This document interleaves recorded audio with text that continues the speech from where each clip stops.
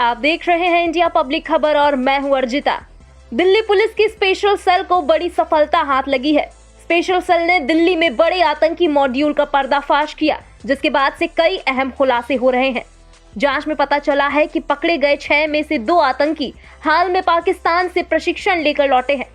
आतंकियों के इस मॉड्यूल का पर्दाफाश होने के साथ ही पाक खुफिया एजेंसी ISI और अंडरवर्ल्ड की सांठगांठ भी सामने आई है। ISI ने अंडरवर्ल्ड के साथ देश को दहलाने की साजिश की नई रणनीति अपनाई है। इसमें एक ग्रुप को नवरात्रि और रामलीलाओं के दौरान भीड़ भाड़ वाली जगहों पर बम धमाके करने थे और उन जगहों की पहचान करनी थी। वहीं जांच में यह भी पता चला है कि ओसामा और जीशान मस्कट के रास्ते पाकिस्तान पहुंचे थे, जहां उन दोनों को आतंकी ट्रेनिंग दी गई थी। दोनों को ट्रेनिंग देने का काम किसी आतंकी ने नहीं, बल्कि पाकिस्तानी फौज के 2 अफसरों ने किया था। उनके साथ एक अन्य पाकिस्तानी नागरिक भी वहां मौजूद था। दिल्ली पुलिस की स्पेशल सेल की पूछताछ में पता चला कि इसी साल अप्रैल में ओसामा और जीशान ओमान के रास्ते पाकिस्तान के कराची पहुंचे थे। पहले वो ओमान से जियोनी गए थे और वहां से उन दोनों को कराची के पास भेजा गया था। वही चौंकाने वाली बात यह है कि इस काम को अंजाम देने में पाक एजेंसी ISI का हाथ है। ISI ने उन दोनों को ओमान से पाकिस्तान तक पहुंचाने के लिए पानी के रास्ते का इस्तेमाल किया और वो बोट से पाकिस्तान गए थे। ISI ने भारतीय एजेंसियों को चकमा देने के लिए उन दोनों को ओमान के रास्ते पाकिस्तान बुलाया था। पाकिस्तान में कराची के एक इलाके में दोनों को पाकिस्तानी सेना के 2 अफसरों जब्बार और हमजा ने आतंकी ट्रेनिंग दी थी। वहां उन फौजी अफसरों के साथ आसिफ नाम का एक पाकिस्तानी शख्स और भी मौजूद था। जानकारी के मुताबिक आरोपी ओसामा 22 अप्रैल 2021 को सलाम एयर की फ्लाइट से लखनऊ से मस्कट ओमान के लिए रवाना हुआ था।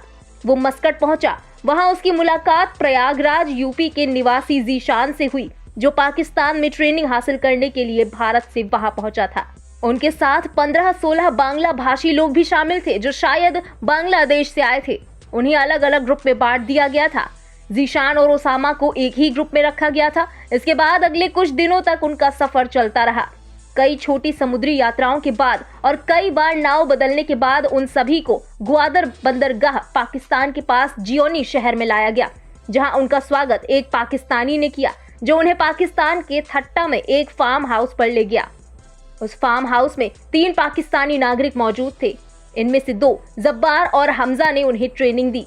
ये दोनों पाकिस्तानी सेना के अफसर थे, क्योंकि उन्होंने सेना की वर्दी भी पहनी हुई थी। वहां उन्हें दैनिक उपयोग की वस्तुओं की मदद से बम और IED बनाने और आगजनी करने का प्रशिक्षण दिया गया। साथ ही उन्हें छोटी बंदूकों, हथियारों और AK-47 को संभालने और उनका इस्तेमाल करने की भी ट्रेनिंग दी गई। आतंकी ट्रेनिंग लगभग 15 दिनों तक चली और इसके बाद उन्हें उसी मार्ग से ओमान के मस्कट वापस ले जाया गया था। ट्रेनिंग में उन लोगों को बताया गया कि कैसे स्लीपर सेल बनकर भारत में रहना है, कैसे टारगेट पर नजर रखनी है, कैसे विस्फोटक प्लांट करना है, कैसे रेकी करनी है। साथ ही उन लोगों को जिहाद के वीडियो भी दिखाए गए। पता चला कि दूसरी तरफ अंडरवर्ल्ड भी इस वक्त 2 खेमों में बटा हुआ है। एक खेमा अनीस इब्राहिम और उसके गैंग मेंबर संभाल रहे हैं, तो दूसरा खेमा छोटा शकील और उसके शार्प शूटर संभाल रहे हैं। एजेंसियों के सूत्र बताते हैं कि इस ऑपरेशन में केवल अनीस इब्राहिम का गैंग शामिल था। छोटा शकील का इसमें कोई रोल नहीं था। जांच में जानकारी सामने आई है कि पकड़े गए आतंकियों के पास से मोबाइल फोन भी बरामद हुए हैं, जिनसे कुछ और महत्वपूर्ण जानकारी एजेंसियों के हाथ लगी है। इन आरोपियों को हवाला के जरिए फंड कैश में मिला था, इसलिए उस फंड की भी जांच जारी है। दिल्ली पुलिस के स्पेशल सेल को टेरर के खिलाफ मुहिम में एक बड़ी सफलता मिली है। एक मल्टी स्टेट ऑपरेशन में हमने 6 लोगों को गिरफ्तार करा है। सबसे पहले एक महाराष्ट्र के रहने वाले समीर नाम के आदमी को गिरफ्तार करा है। इसको कोटा में एक ट्रेन में हमने गिरफ्तार करा। उसके बाद 2 आदमी दिल्ली में गिरफ्तार हुए और इनसे जो आगे बातचीत मिली, प्लस जो हमारे पास टेक्निकल इनपुट्स थे, उसके ऊपर फिर यूपी में, जहाँ हमारे पास UP-ATS का बहुत क्लोज कोऑपरेशन रहा, UP-ATS के साथ मिलकर हमने 3 लोग वहाँ से अरेस्ट करे हैं। इसमें जैसा मैंने बताया, 2 आदमी ऐसे हैं जो कि अभी अप्रैल में यहाँ से मस्कट गए थे।